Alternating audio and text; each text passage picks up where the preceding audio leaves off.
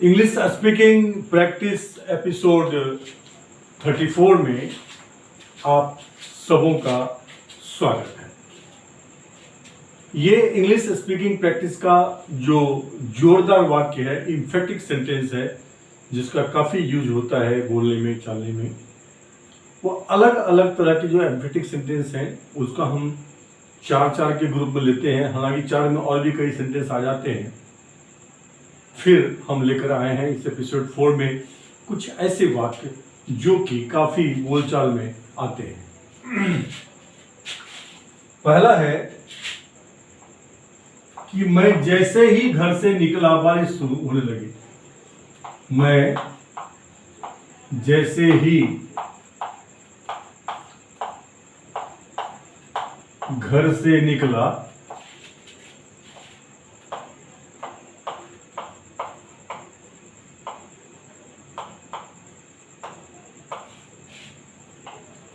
बारिश होने लगी या वर्षा होने लगा। बारिश होने लगी।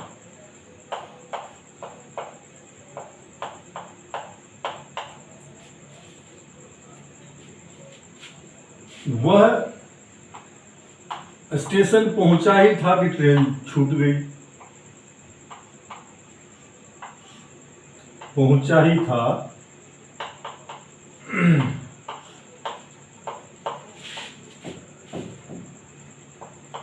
कि ट्रेन छूट गया।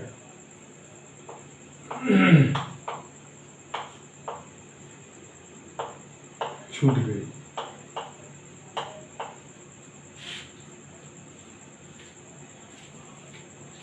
मैं बिस्तर पर लेटा ही था कि बिजली गुम हो गई। मैं बिस्तर पर लेटा ही था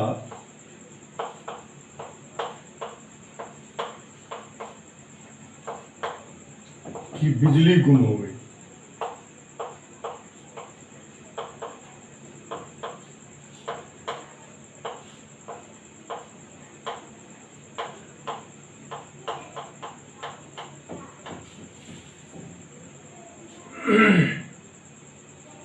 उसने खाना खाया ही था कि एक मेहमान पहुंच गए।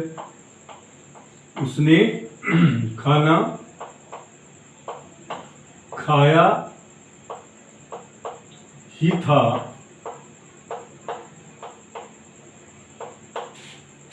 कि एक मेहमान पहुंच गए। कि एक मेहमान आ गए या मेहमान आ गया।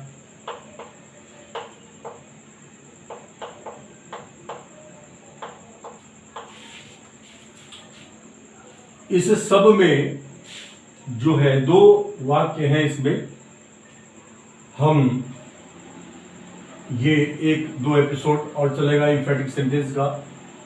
उसके बाद हम चर्चा करेंगे कि एक से अधिक वाक्य को जब हम जोड़ते हैं तो उसमें कौन सा कंजंक्शन आएगा या ज्वाइनिंग वर्ड्स आएगा सेंटेंसेस को, उसकी पोजीशन क्या होगी, क्यों होगी, क्योंकि उसमें गलती होने के चांसेस बहुत अधिक होता है अगर आपको क्लॉज के बारे में पता नहीं। क्लॉज का मतलब होता है कि एनालिसिस, वाक्य विश्लेषण को एनालिसिस कहते हैं। और एनालिसिस ऑफ सेंटेंस करने के लिए क्लॉज का ज्ञान होना अति जरूरी है। और उसका हम 2 एपिसोड के बाद क्लॉज के बारे में आपको इन डिटेल जितने प्रयोग में आते हैं सब एक एक करके न सिर्फ बताएंगे बल्कि उनसे बनने वाले जो वाक्य हैं वो वाक्य कैसे बनाएं ये भी बताएंगे, ताकि आप उसका प्रैक्टिस कर सकें और आप सहज महसूस कर सकें बड़े से बड़े सेंटेंस को बिना रुके, बिना अटके बोलने के लिए। तो ये जो सेंटेंस अभी आपके सामने है, इसमें याद ये रखना है कि इसमें क्या क्या यूज करेंगे। जो पहला सेंटेंस है वो पहले आएगा। या तो ये एज से शुरू होगा, एज प्लस जो पहला सेंटेंस है वो आएगा 1, फिर आएगा सेंटेंस 2। एज की जगह पर यहां पे हो सकता है जस्ट एज, जस्ट एज से भी शुरू हो सकता है, प्लस में सेम रहेगा। जस्ट एज की जगह पर यहां पे एज सुन एज हो सकता है, उससे भी शुरू कर सकते हैं हम, एज सुन एज, प्लस में पहला सेंटेंस, प्लस में सेकेंड सेंटेंस। ये है ए बी सी। उसके अलावा आप इस सेंटेंस को शुरू करने के लिए यूज कर सकते हैं D, hardly,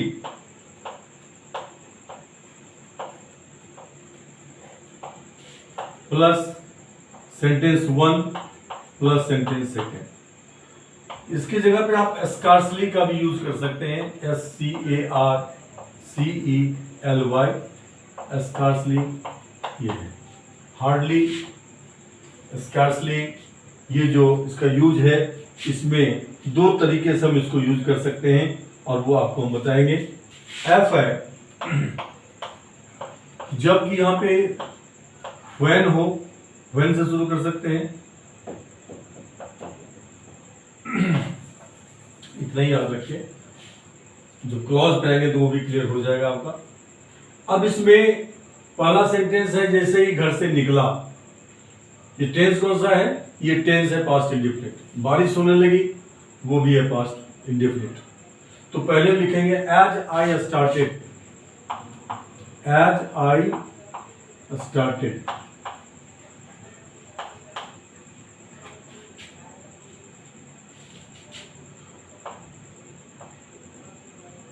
Rain started. Rain started. As I started, rain started.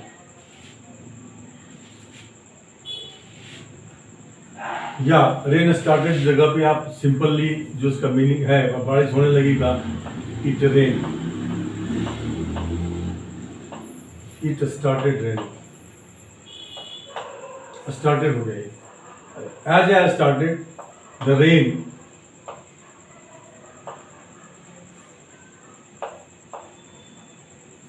Started. Simple है ये, सिंपल कर लेंगे आप। As I started the rain started. वह स्टेशन पहुंचा ही था कि ट्रेन छूट गई। अब यहां पे जस्ट एज आई स्टार्टेड, यहां पे से किसी का भी चयन कर सकते हैं आप, A B C D E, इन पांचों में से किसी का भी चयन हम वहां पे कर सकते हैं। और इसमें सिर्फ इनको चेंज करना है, हम एज का यूज करें या हम जस्ट एज का यूज करें या एज सुन एज का यूज करें या हार्डली का यूज करें या स्कार्सली का यूज करें, या एफ में आप यहां पे लगा सकते हैं व्हेन या बिफोर। इससे भी स्टार्ट कर सकते हैं, व्हेन से या बिफोर से। Before I started the rain started, when I started the rain started, scarcely I started, the rain started. As soon as I started, the rain started. Just as I started, या जैसे ही घर से निकला का हो जाएगा, started जगह आप कर दीजिए। जस्ट आई लेफ्ट होम, ये एग्जैक्ट मीनिंग होगा। As I left home the rain started.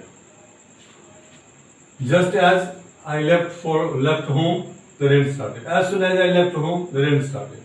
Hardly, यहाँ पे hardly लगाएंगे जब यहाँ पे, तो hardly के बाद जो है did आ जाएगा। Hardly did I start, यहाँ के लगा देंगे हम did. Hardly did. Hardly scarcely के साथ खाली ये करेंगे आप, scarcely के साथ did I start या did I leave home, Did I leave home, बाकी सेम रहेगा, खाली हार्डली स्कार्सली में रखना है। या हार्डली स्कार्सली के बाद आप हैड प्लस वर्ब का थर्ड फॉर्म भी लगा सकते हैं। हार्डली हैड आई स्टार्टेड, ये डिड लगाएंगे प्लस है, प्लस सेकंड सेंटेंस आएगा, सेंटेंस नंबर 2। या हार्डली के साथ और स्कार्सली के साथ आप हैड प्लस सब्जेक्ट हार्डली या scarcely, had I started, had I started, had लगाएंगे तो देन लग जाएगा, started, then the rain started, then the rain started. दूसरा, जब इसको हम इसके बाद पास्ट इंडिफिनिट का यूज करेंगे तो वहां पे आप डिड का भी प्रयोग कर सकते हैं। Hardly did I start, then the rain started, scarcely did I start, then the rain started. ये चीज थोड़ा सा रखना है ध्यान में आपको कि दोनों में से दोनों ही टेंस का प्रयोग कर सकते हैं। पास्ट परफेक्ट का भी पहला सेंटेंस में यूज कर सकते हैं या पास्ट इंडिफिनिट टेंस का भी आप प्रयोग कर सकते हैं। उसी प्रकार से वह स्टेशन पहुंचा ही था कि ट्रेन छूट गई, सेम आ जाएगा। As he started home the train missed, just as he reach the station the train missed, as soon as he reached the station the train missed, hardly did he reach a station then the train missed। यहां पे ध्यान लग जाएगा। Hardly scarcely के साथ जो है बाद में हम देन लगाएंगे। when he reached the station the train missed, before he reached the station the train missed, या इसमें यहाँ पे आप पास्ट परफेक्ट टेंस का भी यूज कर सकते हैं। पास्ट परफेक्ट टेंस का यूज करेंगे तो ये बाद में आएगा, लेकिन सिंपल रखिए, पास्ट इंडिफिनिट में यूज कीजिए और सेम पैटर्न पे आप सेंटेंस को बनाइए। ये सारे सेंटेंसेस ऐसे ही बनेंगे। आई एम श्योर कि आप कर लेंगे। मैं बिस्तर पे लेटा ही था, I was as I was lying in the bed, या as I was in bed the electricity went off, OFF। उसने खाना खाया ही था, as he finished his food, his meals, as he finished his meals a guest can.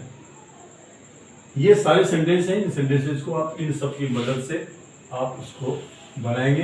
प्रत्येक का use करके आप मतलब एक सेंटेंस को बनाएंगे आप इतने तरीके से, तो ये सारे तरीके आपको याद रहेंगे।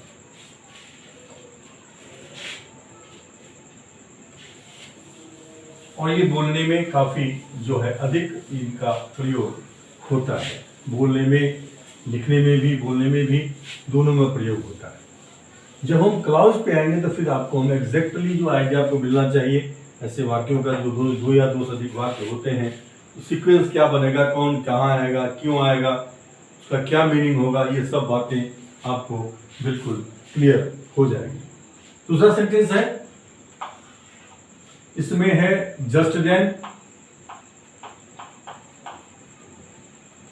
और ओनली देन। ये दो जो है वर्ड, इस ओनली देन, ये दो का प्रयोग होता है। लेकिन देखेंगे फर्क क्या है। जस्ट देन का प्रयोग करेंगे तो क्या होगा, ओनली देन का प्रयोग करेंगे तो क्या होगा। तभी मैंने बाग देखा, तभी मैंने बाग देखा। कोई बातचीत कर रहे हैं, कुछ बता रहे हैं, उसी के बाद आप कह रहे हैं तभी मैंने बाग देखा। मैं जा रहा था तभी मैंने एक बाग देखा, वह आ रहा था तभी मैंने ये देखा। जो भी है, सॉरी थोड़ा सा आंख में कोई डस्ट चला गया है, तभी मैंने बाग देखा।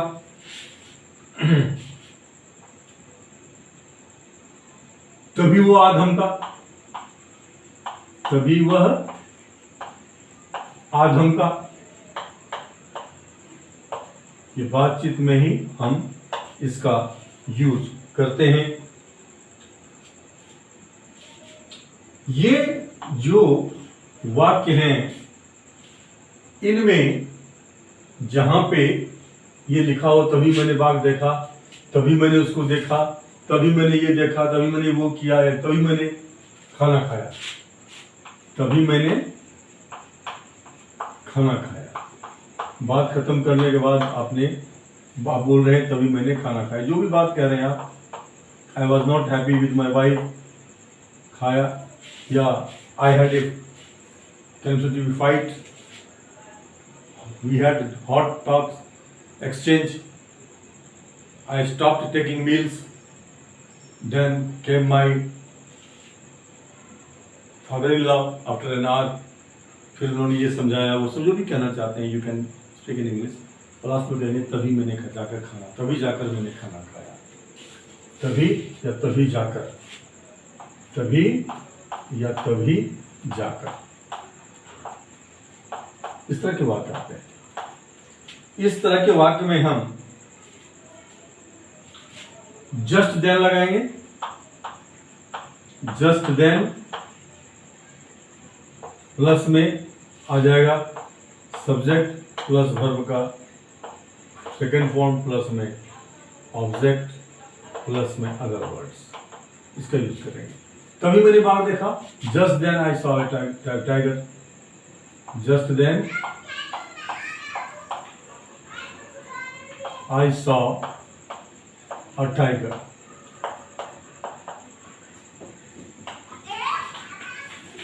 तभी वो आदम का, just then he came. Just then he came up.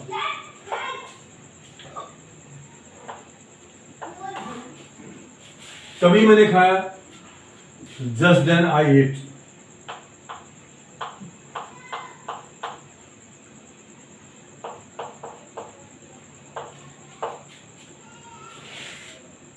ये जस्ट देन से बनेंगे।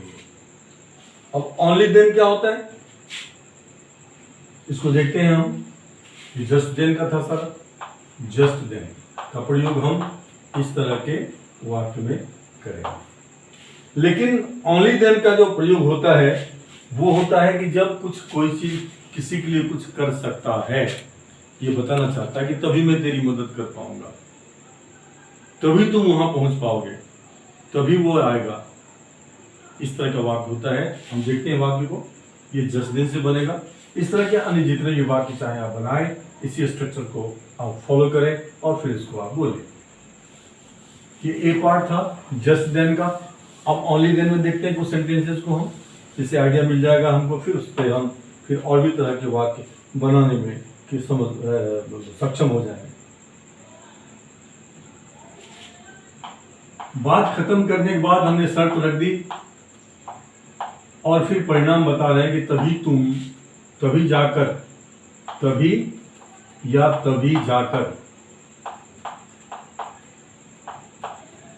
एंड अप जब करते हैं बात का, कंक्लूड करते हैं, निष्कर्ष निकालते हैं और उससे कहते हैं तभी तुम, तभी या तभी जाकर तुम सफल हो सकते हो, सफल हो सकते हो।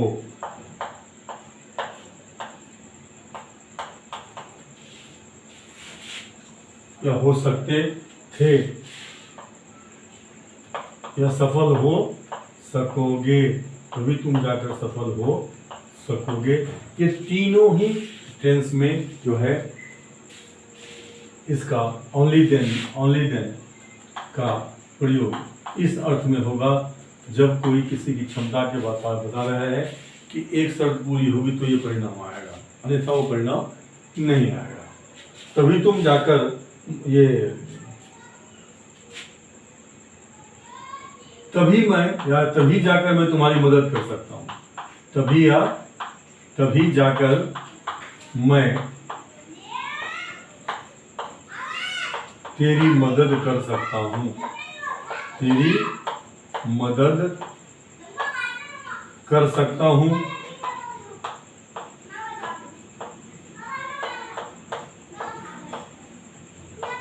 या कर सका या कर सकूंगा। ये तीनों ही टेंस में आप बनाएंगे सेंटेंस को ओनली देन का प्रयोग करके। इसमें क्या हो जाएगा, इसमें आएगा only then plus subject plus में कैन या कुड या will be able to. Future में होगा विल बी एबल टू। इसकी चर्चा हम कर चुके हैं पहले के एपिसोड्स में, जब हम टेंस में थे, कि कैन की जगह पर फ्यूचर में will be able to, shall be able to आता है। विल बी एबल टू होगा, विल बी एबल के बाद टू प्लस टीवी बनाएगा, जबकि कुड के साथ और कैन के साथ में प्लस टीवी बनाएगा। ये ध्यान रखना है आपको। तो अब कुछ हम सेंटेंस लेते हैं। सेंटेंस ये है कि तभी तुम सफलता पा सकते हो, या तभी जाकर मैं तुम्हारी मदद कर सकता हूँ, तभी वो तुम्हें पैसे दे सकता है, या तभी, या तब जाकर, तभी या तब जाकर वह तुम्हें 500 रुपये दे सकता है, वह तुम्हें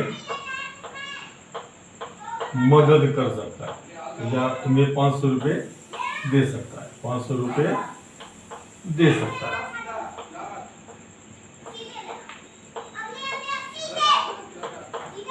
अब मैं ये एक एक सेंटेंस बता रहा हूं आपको, प्रेजेंट में, पास्ट में, फ्यूचर में। पहला वाला, तभी या तभी जाकर तुम सफल हो सकते हो जाएगा only then.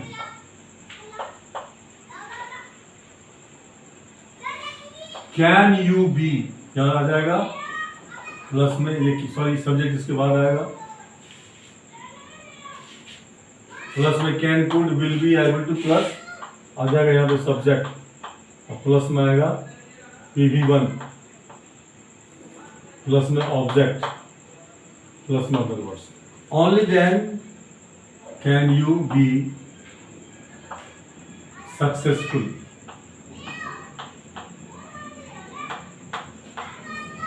Only then can you be successful, या can you get success. Can you be successful या can you get success. Be successful और गेट सक्सेस, ये दोनों में से किसी एक का प्रयोग आप कर सकते हैं। फास्ट में हो जाएगा, तभी जाकर वह सफल हो सका, only then could he be successful, या इसकी जगह पे ही कुड ही बी की जगह could he gate success. Get success, ये दोनों किसी एक का यूज कर सकते हैं, चाहे तो बी सक्सेसफुल या गेट सक्सेस। उसी तरह से फ्यूचर टेंस में हो जाएगा, only then will he be successful. Only then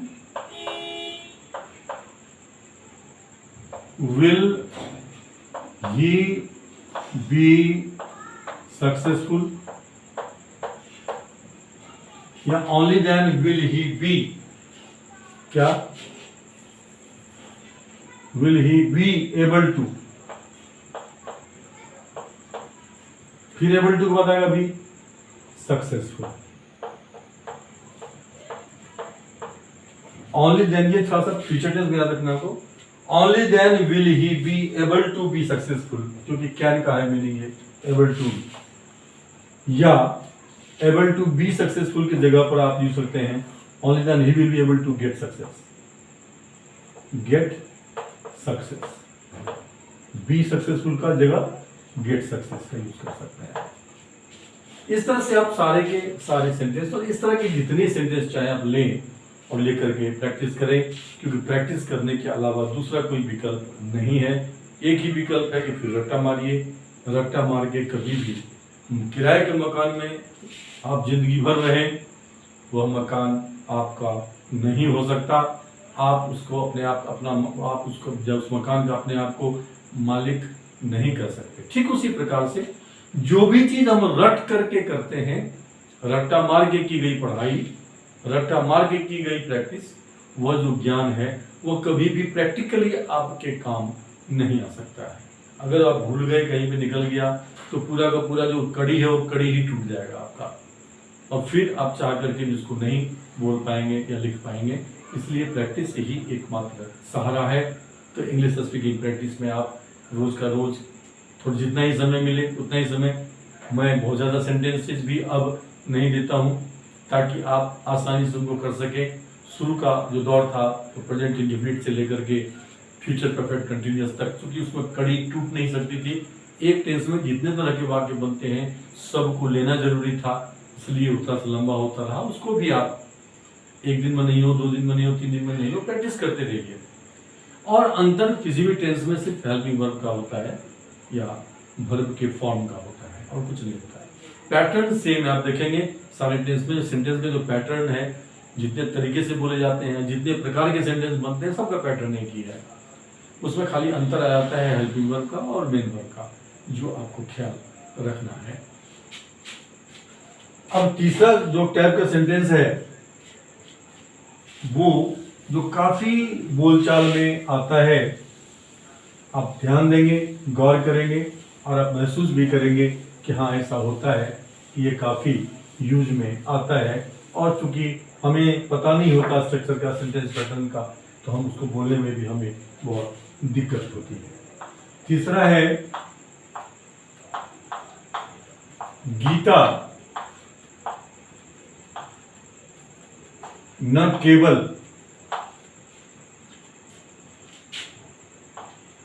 पढ़ती है, यहां तक बल्कि, इस बल्कि का जो अंग्रेजी होता है, इस बल्कि का अंग्रेजी होता है ऑन द कॉन्ट्रारी। याद रखिए आप, ऑन द कॉन्ट्रारी। और ऑन द कॉन्ट्रारी का जब आप यूज करेंगे, इसके पहले आप जो है कॉमा का यूज करेंगे। रुके, गीता ना केवल पढ़ती है बल्कि समझती भी है, बल्कि समझती भी है,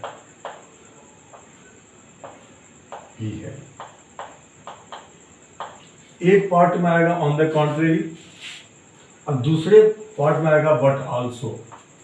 बट आल्सो ये सेकंड सेंटेंस जो आएगा उस पे आएगा, ये फर्स्ट सेंटेंस के बाद आएगा। अब कैसे? गीता न केवल पढ़ती है, गीता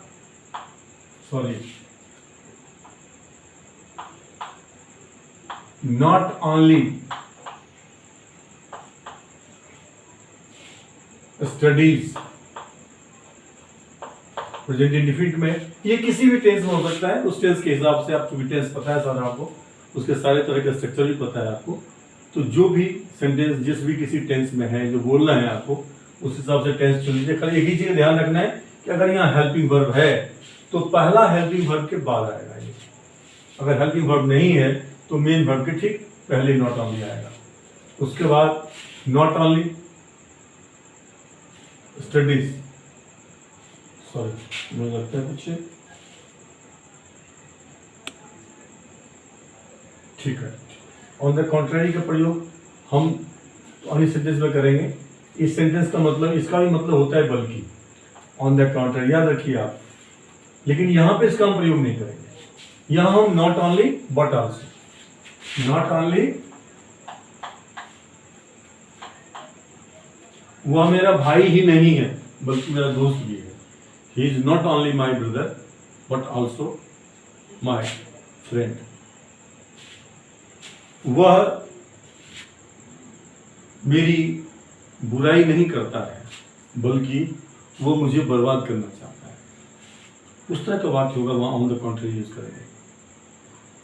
ही does not only speak ill of me but also he tries to get an opportunity to dig me deep in the earth। ये होगा ऑन पे, लेकिन इसका बल्कि का अंग्रेजी ऑन द कॉन्ट्रेरी भी होता है। यहाँ बट ऑल्सो हो जाएगा। बल्कि का मतलब क्या है यहाँ पे? But also. ये स्ट्रक्चर याद रखना, ये भी मैं स्ट्रक्चर कराऊंगा आपको। इस स्ट्रक्चर में आप इसी का यूज करें, नॉट ओनली बट ऑल्सो। बस ये ध्यान रखिए आप। इसको हम मिटा ही देते हैं, लेकिन एक वोकैबुलरी तो आ ही गया आपको।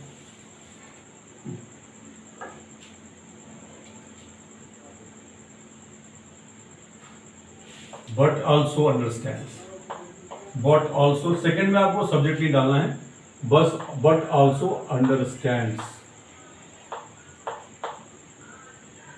चूंकि एक ही व्यक्ति है इसलिए यहां पे दो बार सब्जेक्ट नहीं आएगा।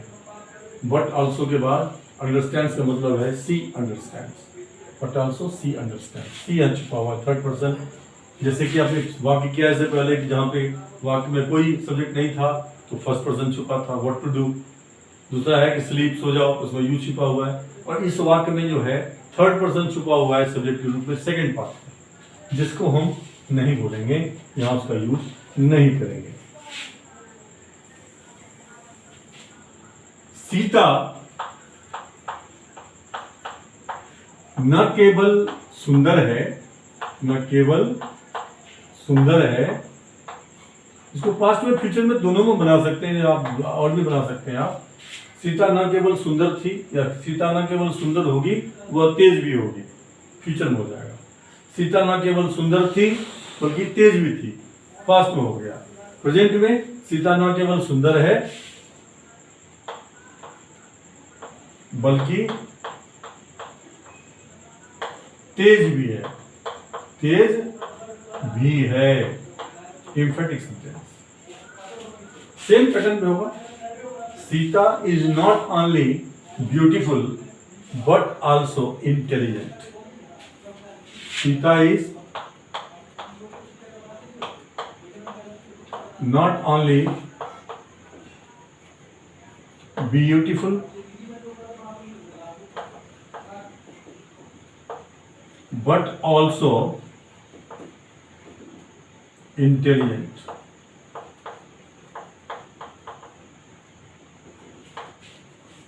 इस तरह से आप जितना भी सेंटेंस चाहे, तीनों tense, in all three tenses आपको बनाना है, और बना करके आपको इसको बोलने की प्रैक्टिस करनी है, नॉट ओनली बट आल्सो लगा करके।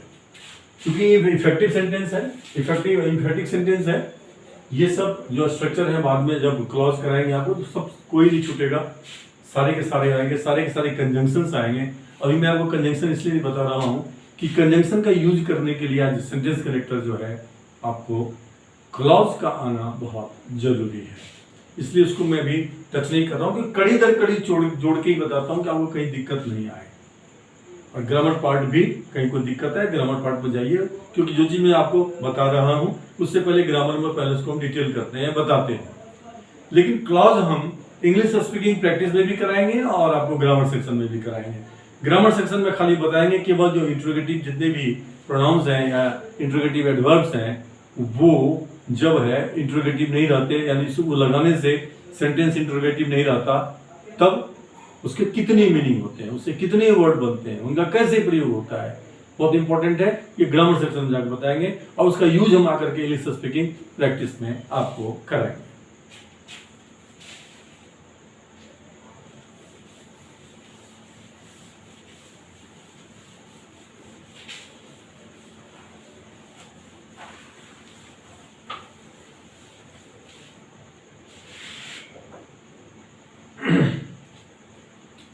इसी में है कि गोविंद सिर्फ नेता नहीं है, छात्र नहीं है, गोविंद अच्छा, चलिए तो हो गया, कर लेंगे आप, कोई नहीं, सेम सेंटेंस नहीं करवा चुके हैं, आप अपने से सेंटेंस बनाएंगे। अब यहां पे देखते हैं इसमें हम कि ये भी जो स्ट्रक्चर बता रहे हैं, ये भी बहुत इंपॉर्टेंट स्ट्रक्चर है, वाक्य का प्रारूप है, जो हिंदी में कितने तरह से बोला जाता है। जैसे कि पहला है कि शत्रु का क्या कहना, शत्रु का क्या कहना,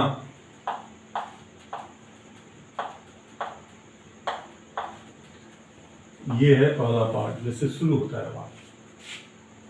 इसी को जो है हम कहते हैं शत्रु तो शत्रु, शत्रु तो शत्रु, शत्रु का क्या कहना को हम बोलते हैं शत्रु तो शत्रु।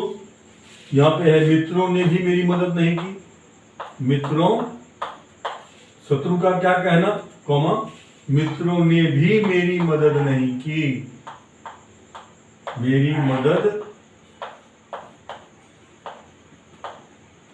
नहीं की। ये दूसरा पार्ट मैं एक ही सेंटेंस ले रहा हूं कि बाकी सेंटेंस बनाएंगे आप, तो ये पार्ट चेंज नहीं होगा, ये पार्ट अनचेंजेबल है, ये चेंज नहीं होगा, कहने का तरीका चेंज हो जाएगा।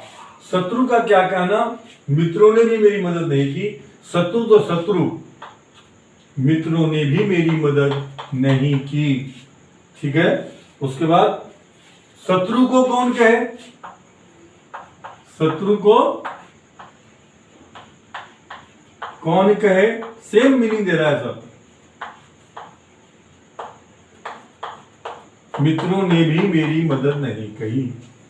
ये सारे के सारे जो वाक्य हैं, इन वाक्यों का एक ही मीनिंग है, और इसको करने के लिए जो है हम यहाँ पे कितने तरीके से बोल सकते हैं इसको हम। तो इसमें याद रखिए, नॉट टू स्पीक ऑफ,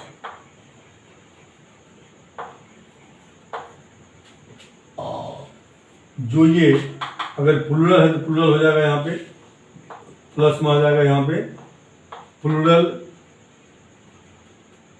जो है क्या कहते हैं, नाउन जो भी है एज सब्जेक्ट, ये शत्रु है यहाँ पे, enemies. Not to speak of enemies, फिर कॉमा रुकेंगे, इवन फ्रेंड्स, ये करवा चुके हैं स्ट्रक्चर पहले आपको। Even friends didn't help me, ठीक है। यहां पे उसके अलावा क्या सकते हैं, एक तरीका ये है। दूसरा तरीका है कि जिसे बोल सकते हैं let alone enemies, even friends did not help me, ठीक है। लेट अलोन एनिमीज, बाकी सेम सेंटेंस रहेगा, even friends did not help me. Is it clear? इस तरह से आप जो है 2, 4, 5 सेंटेंसेस आप लिख लें। हैं? मित्र का क्या कहना, दुश्मन भी मेरी मदद करते हैं। शत्रु का क्या कहना, मित्र का क्या कहना, शत्रु भी मेरी मदद करते हैं। फैमिली मेंबर्स का क्या कहना, पड़ोसी भी मेरी मदद नहीं करते हैं। इस तरह का सेंटेंस आप जितना चाहे उतना you can create of your on, because these structures are oftenly frequently used while speaking। बोलते समय इस तरह के स्ट्रक्चर का, इस तरह के सेंटेंस का काफी प्रयोग होता है, और रट्टा नहीं मारना है आपको, और 2-4 सेंटेंस को प्रैक्टिस कर लीजिए, टंग पे आ जाएगा, अपने आप होने लगेगा, ठीक है। अब इसमें और भी तरीके से क्या बोल सकते हैं, यहाँ पे उसमें और भी तरीके से कह सकते हैं कि शत्रु का क्या कहना, तो आ गया है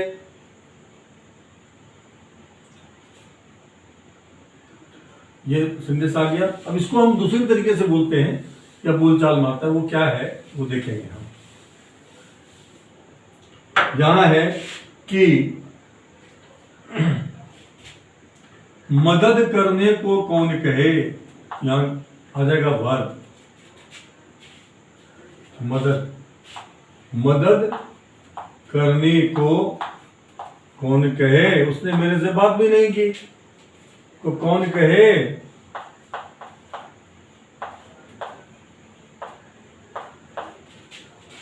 उसने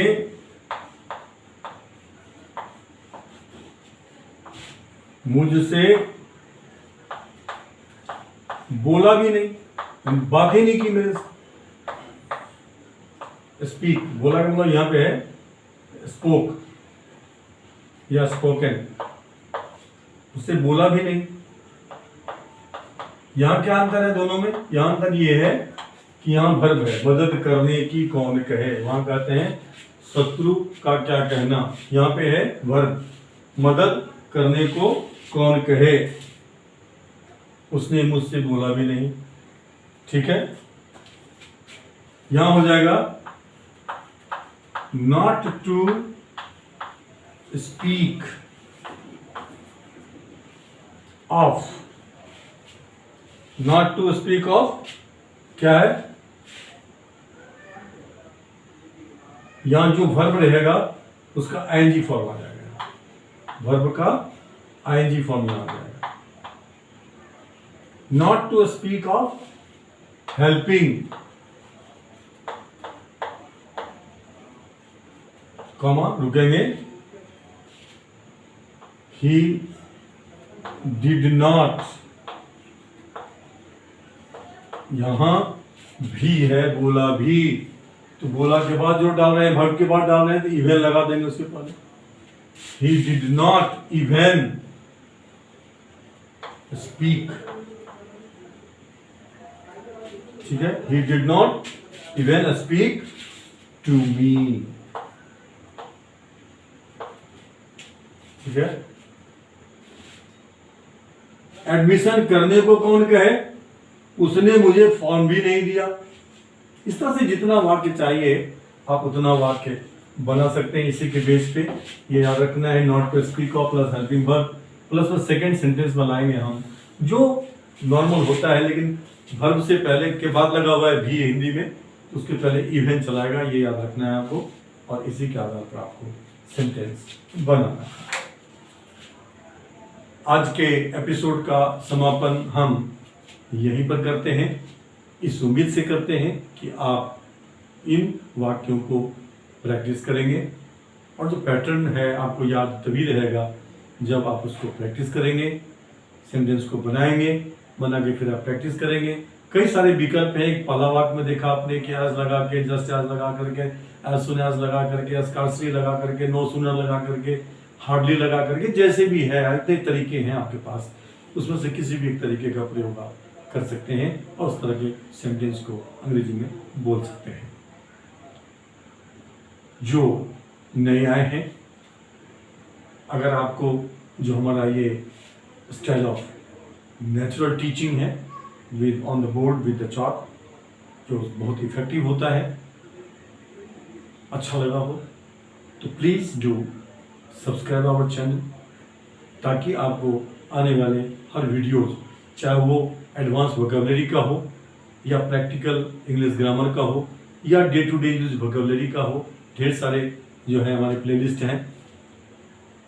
कठिन राह पर सहज उड़ान वो भी है, जो कि मोटिवेशनल है, जो कि आपके लिए, आपके बच्चों के लिए है, तो सैटरडे संडे को हम प्रसारित करते हैं, वो सुनने लायक है, जरूर सुना करें आप।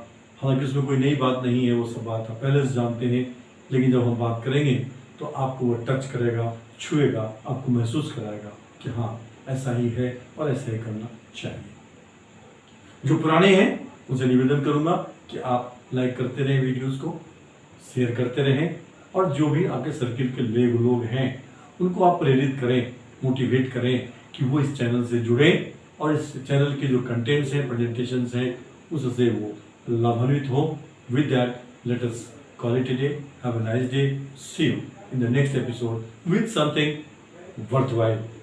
Thank you very much.